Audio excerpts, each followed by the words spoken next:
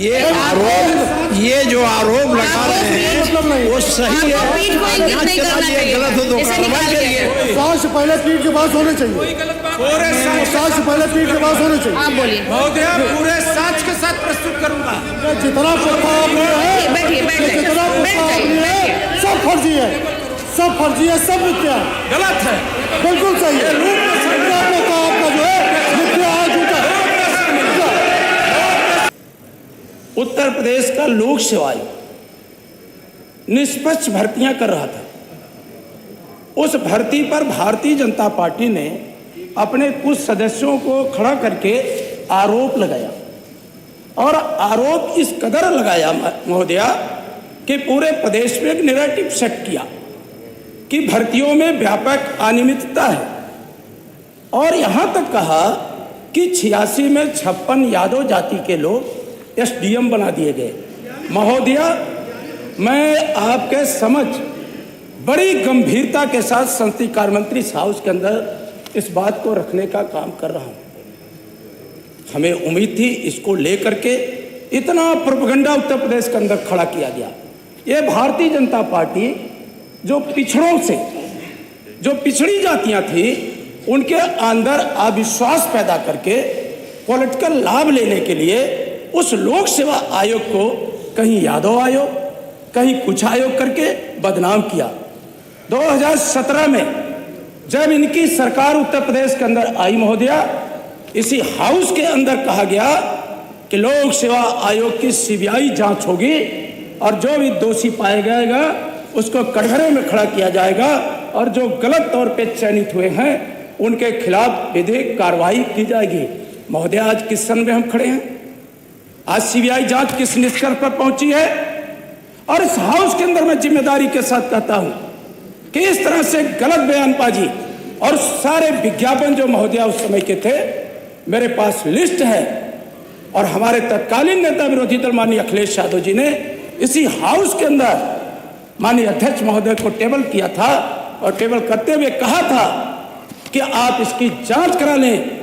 अगर ये सच पाया गया तो महोदया, मैं इस सदन से इस्तीफा देने के लिए तैयार हूं। ये तो माननीय नोटिस का पार्ट है, और ना उसका ये है नोटिस का पार्ट है महोदया। आप विषय पर बोलिए। जातियों का ये नोटिस का पार्ट नहीं है, और भाषण हो रहा है। मैंने ये ग्राह्यता पर क्या का मतलब ये नहीं होता है, ये ग्राह्यता का ये मतलब ही नहीं है। विषय पर बोलिए। हमारे नेता विरोधी दल भी बैठे हैं महोदया। महोदया, मैं आपको बताना चाहता हूँ, 156 में ग्राह्यता होती थी, तब अध्यक्ष जी उसके अनुसार अगर महत्वपूर्ण है तो चर्चा की बात करते। अब चर्चा तो होती नहीं 56 के बाद, तो इसी बहाने, ग्राह्यता के बहाने पूरी बात अपनी रखी जाती है, और सरकार उसी पर जवाब देकर छुट्टी ले लेती है। चर्चा से आप भागते हैं। अगर चर्चा मान ली जाए 2 घंटे की, इसी पर 2 घंटे की चर्चा हो जाए तो सही आ जाए, लेकिन ये आप मानेंगे नहीं चर्चा। इतिहास बता रहे हैं, इतिहास कौन पूछ रहे हैं? इतिहास कौन पूछ रहे हैं? नहीं, तो इतिहास जब बहुत बता रहे हैं, अरे बहुत जब आप पूरी बात नहीं कह रहे हैं तो कह रहे हैं का जवाब नहीं बनाए। सत्यवाय सिवाय अभी तक 5 मिनट हो गए, एक बात कायदे के लिए बोले आई जो नोटिस की है। महोदया, मैं इस सदन में किसी सरकार से अनुग्रह या कृपा मांगने नहीं आया हूं। अगर इन्हें गलतफहमी हो कि मैं इनसे कृपा मांगने आया हूं, मैं भारत का संविधान, आप आरक्षण की जिसको संगत बाबा साहब भीमराव अंबेडकर ने उसी पे बोलिए, जो हमें व्यवस्था दिया है महोदया, उसके तहत मैं बोल रहा हूं। और उसमें जो आरक्षण की व्यवस्था हुई थी महोदया, चाहे वो मंडल कमीशन के आधार पर पिछड़े वर्गों का या अनुसूचित जाति, अनुसूचित जनजाति का, उनके साथ जो भेदभाव हो रहा है, और जो माइग्रेशन की व्यवस्था को लागू न करके उत्तर प्रदेश के अंदर जो संघ लोक सेवा आयोग लागू किया महोदया, और उत्तर प्रदेश लोक सेवा आयोग लागू नहीं किया है, उस कुव्यवस्था के खिलाफ मैं इंसाफ की आवाज बनकर के आपके सामने उस संविधान के दायरे के तहत बोलने का काम कर रहा हूं।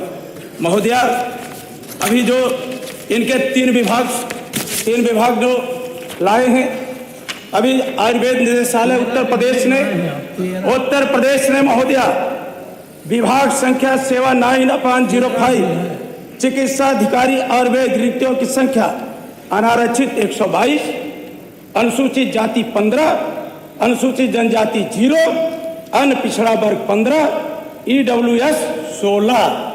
महोदया ये मेरा है, ये महोदया मेरा और वेतन निदेशालय का।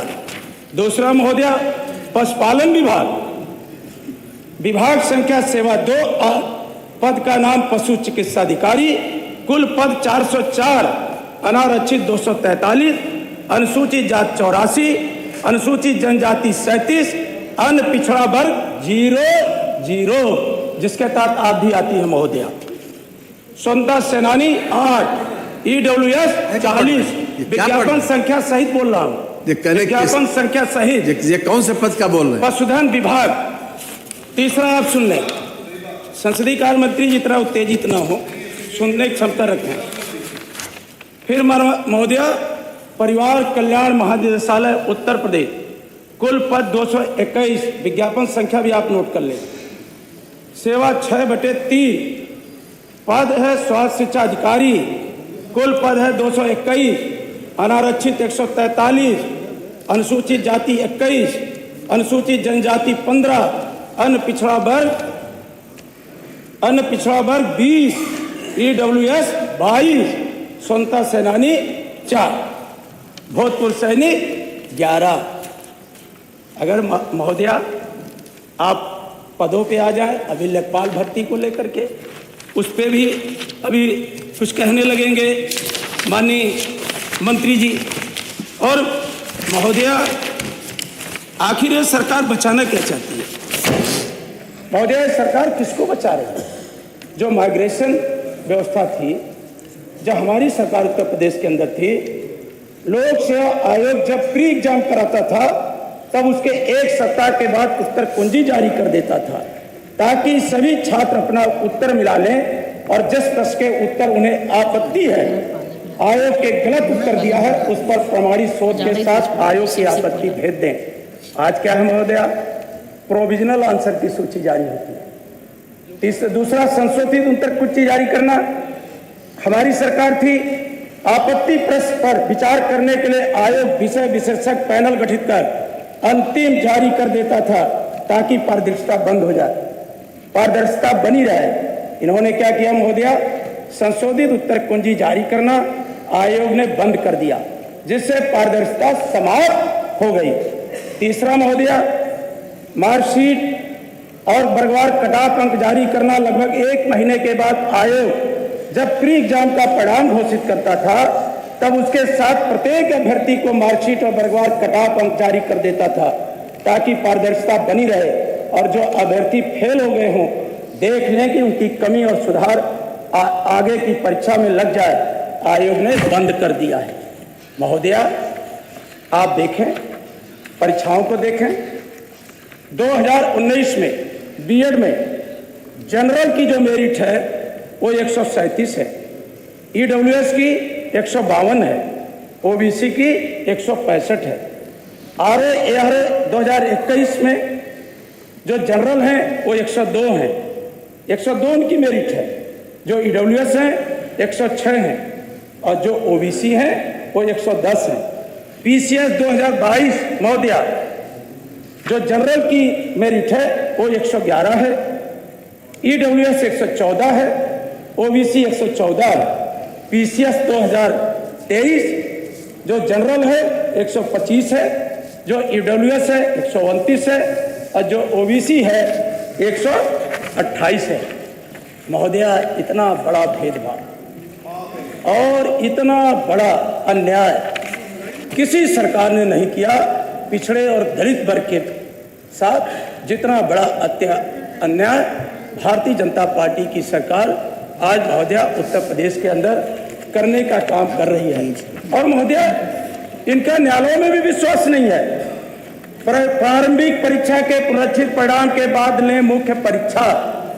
ये महोदया इलाहाबाद हाई कोर्ट ने उत्तर प्रदेश लोक सेवा आयोग की संयुक्त राज्य इंजीनियरिंग सेवा प्रारंभिक परीक्षा 2024 को संशोधित परिणाम जारी करने का निर्देश दिया और कहा कि परिणाम के बाद ही मुख्य परीक्षा आयोजित की जाए। यह निर्णय न्यायमूर्ति अजीत कुमार ने रजत मौर्य 41 अन्य की याचिकाओं में किया।